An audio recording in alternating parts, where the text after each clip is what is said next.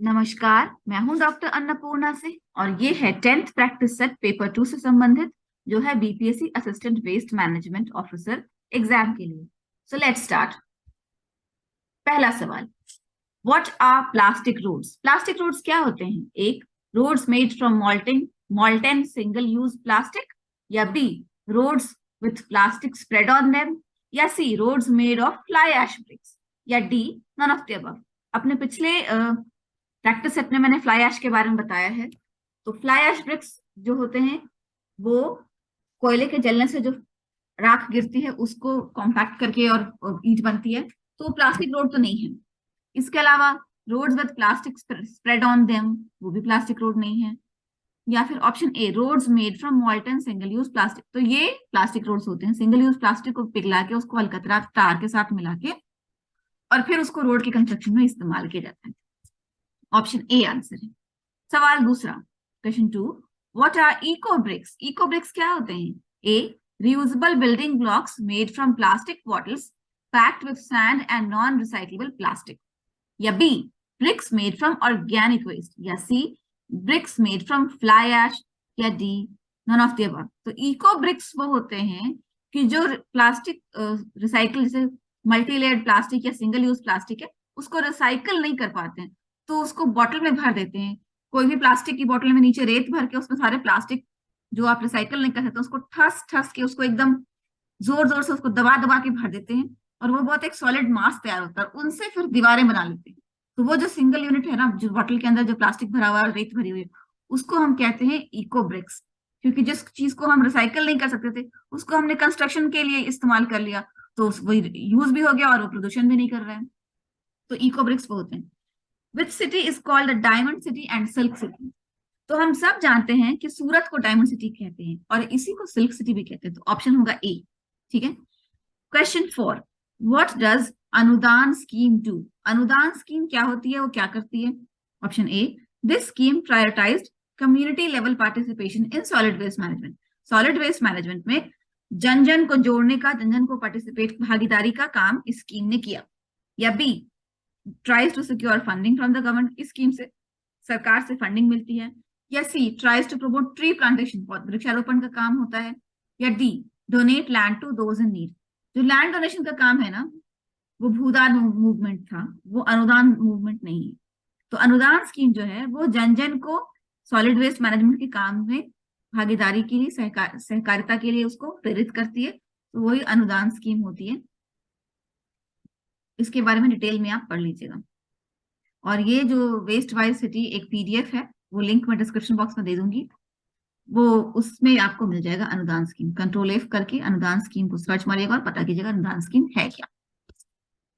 What is the best way to manage plastic waste?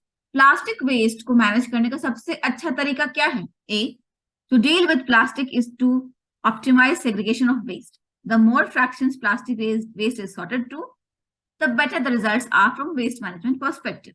या B, recycling, या सी, dumping इन landfills, या D, incineration. तो सी और डी जो ऑप्शन है, डंपिंग इन लैंडफिल्स या इंसिनरेशन, ये दोनों ही ऑप्शन वेस्ट मैनेजमेंट का अच्छा ऑप्शन नहीं माना जाता है।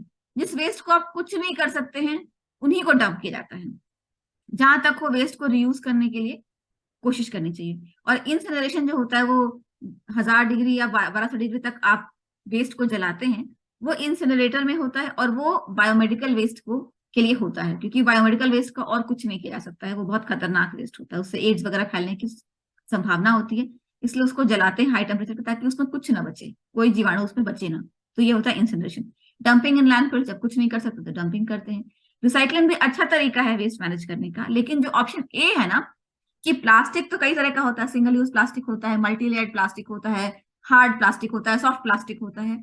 तो पहले प्लास्टिक को अलग अलग कैटेगरी में उसको उसको सेग्रीगेट, मतलब उसको कैटेगराइज कर लिया जाता है, अलग अलग इकट्ठा कर लेते हैं और फिर हर एक कैटेगरी के प्लास्टिक को डिसाइड करते हैं कि अब इसको कैसे मैनेज करें। तो कुछ को रिसाइकिल कर लेते हैं, कुछ का इको ब्रिक्स बना लेते हैं, कुछ को हम जला के उसको रोड कंस्ट्रक्शन के काम में लाते हैं। तो सबसे पहला और बेस्ट स्टेप है मैनेज करने का, optimise segregation of waste. The more fractions plastic is sorted into, जितने अलग अलग टुकड़ों भागों में प्लास्टिक को हम अलग अलग छांटेंगे उतना ही अच्छा रिजल्ट होगा वेस्ट मैनेजमेंट के पर्सपेक्टिव से। क्योंकि फिर हम, जैसा से मैंने बताया, उसको अलग अलग काम में ला सकते हैं, और सब इकट्ठा एक ही तरह का प्लास्टिक होगा तो फिर समझ नहीं आएगा कि तो किस काम में लाए। तो कुछ को रिसाइकल करेंगे, एक हिस्से को हम रोड कंस्ट्रक्शन के काम में लाएंगे, एक हिस्से से हम इको ब्रिक्स बनाएंगे, इस तरह से। Which are the following cities, और कुछ को रीयूज भी करेंगे। Which are the following cities produce least per capita solid waste, इनमें से कौन सा शहर पर कैपिटा सॉलिड वेस्ट सबसे कम प्रोड्यूस करता है, सबसे कम जनरेट करता है, उत्पादित करता है। ए गैंगटॉक, जो कि सिक्किम की राजधानी है, सूरत जो गुजरात में है, सी नवी मुंबई, या डी पटना।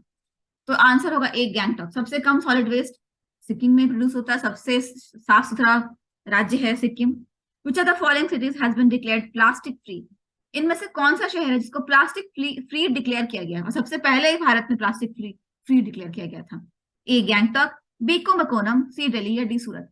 आंसर होगा ए गैंगटॉक। सबसे पहले और सबसे प्लास्टिक फ्री शहर भारत का यही है।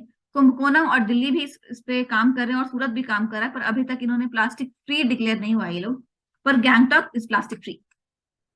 What is legacy plastic waste, legacy plastic waste क्या होता है? A plastic waste in landfills, B plastic waste generated daily, या सी सेग्रीगेटेड प्लास्टिक वेस्ट, या डी नन ऑफ दीज।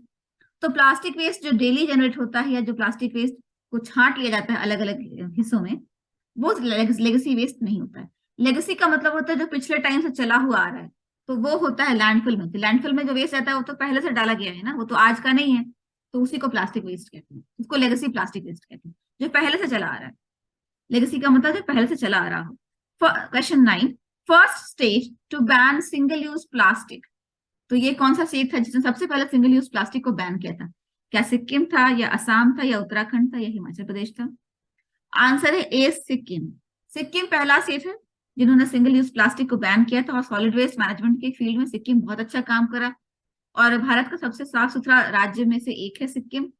तो Sikkim Sikkim Sikkim. What is pet coke, pet coke क्या होता है? Carbon rich solid waste material derived from oil refining process, या B coal burnt in low supply of oxygen, या C coal burnt in absence of air, या D none, इनमें से कोई नहीं। ऑप्शन होगा A carbon rich solid waste material derive from oil refining, क्योंकि pet Coke है तो ये पेट्रोलियम कोक है, जो जब पेट्रोलियम की रिफाइनिंग होती है तो उसमें से कार्बन रिच सॉलिड मटेरियल जो बच जाता है उसको पेट कोक कहते हैं। आज के लिए इतना ही, और अगर आपने मेरे चैनल को सब्सक्राइब नहीं किया है तो सब्सक्राइब कर लीजिए, क्योंकि मैं डेली एक प्रैक्टिस सेट लेके आती हूँ। इसके अलावा यूजीसी नेट के एग्जाम्स के लिए भी फिर प्रैक्टिस सेट्स लेके आऊंगी, और इसके अलावा एनवायरमेंट साइंस से जुड़े हर टॉपिक से रिलेटेड वीडियोस मेरे चैनल पे है, और भी मैं लेके आती हूँ हर हफ्ते। तो एनवायरमेंट साइंस से जुड़ी हर जानकारी के लिए, जॉब अपडेट्स के लिए, please do subscribe to my channel. Thank you. जय हिंद, जय Bharat. All the best for the exam to all of you.